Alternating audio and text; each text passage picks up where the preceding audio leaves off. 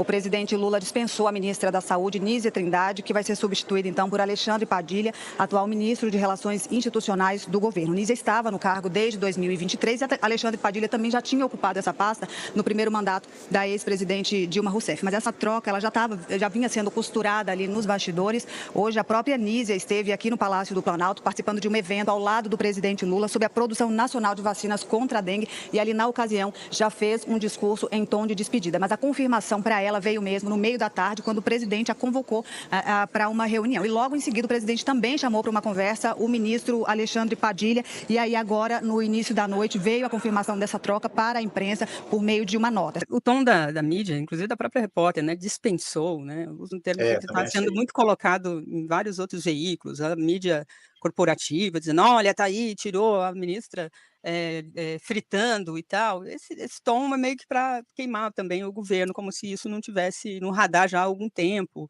como se o governo estivesse fazendo uma dispensa, sem, ter apreço pelo trabalho e tudo aquilo que a Anísia fez.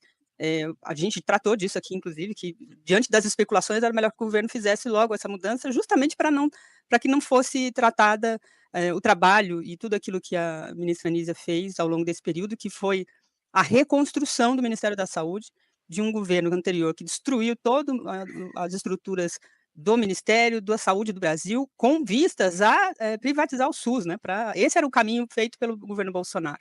Então ela não fez qualquer coisa, de fato, cumpriu um papel muito importante e merece todos os nossos elogios pelo trabalho, pela atuação. Claro, dentro de um governo que tem uma disputa política muito grande, a ministra tem características diferentes, mais técnicas, mais tímidas, às vezes, até na sua condução, e que dentro desse ambiente que temos hoje, era necessário muito mais, um pouco mais de exposição, um pouco mais de disputa política, diante de tudo que está acontecendo e que é um ministério com a maior pasta, com o maior volume financeiro e com cobiça de diversos setores. Mas, ao longo desse período, conseguiu fazer, mesmo com todo o que eles chamam de falta de traquejo político, com tudo isso ela construiu um trabalho, dando base e sustentação aí para o que a gente pode, atribuir hoje a um caminho, né, ontem com uma cerimônia, fazendo lá a primeira vacina para dengue, né, nacional, com uma perspectiva de imunização de boa parte da população de 2 a 59 anos, 58, se não me engano,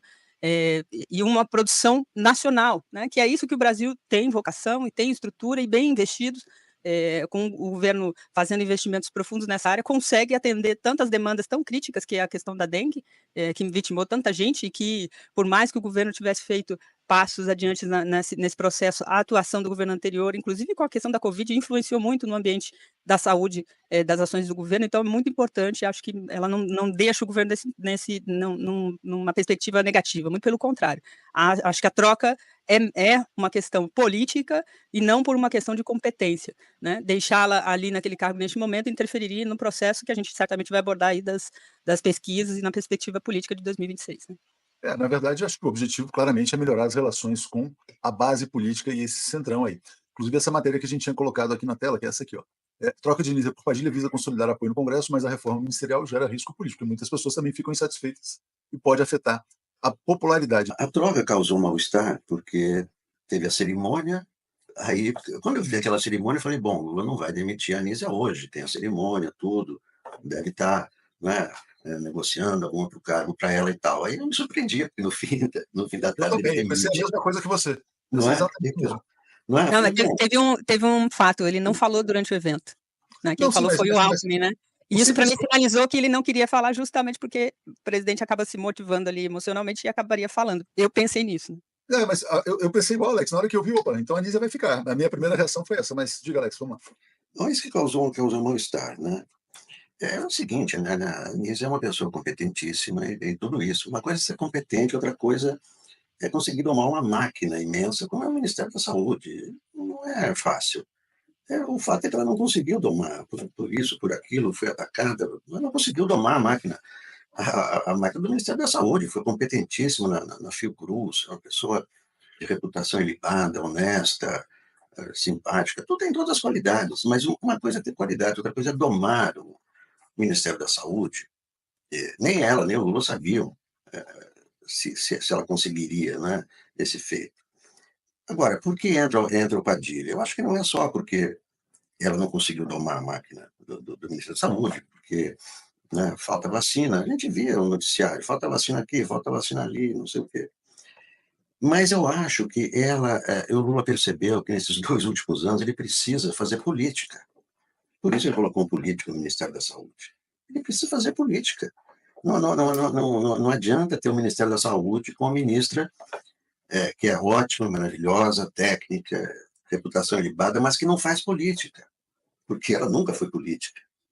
Ele precisa de alguém agora para fazer política. É um ministério que tem muitos recursos, que pode ter capilaridade para eleger. Nós estamos há 2 anos de eleição, não só presidencial, como deputados. Então ele precisa fazer política com o Ministério da Saúde. Não é só uma questão... E o Padilha já foi ministro da Saúde, então já tem uma referência, não é uma prova, um teste para o Alexandre Padilha. Ele é um competente político e um competente técnico.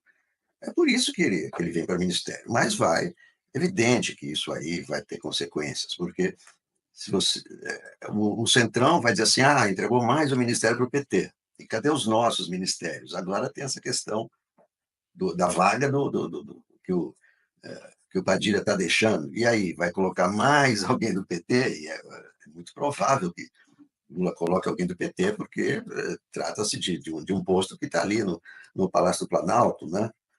Esse é um problema, porque o Centrão vai cobrar ministérios. O Centrão vai dizer assim, olha, nós temos esses partidos que tiveram esse resultado e temos tantos ministérios.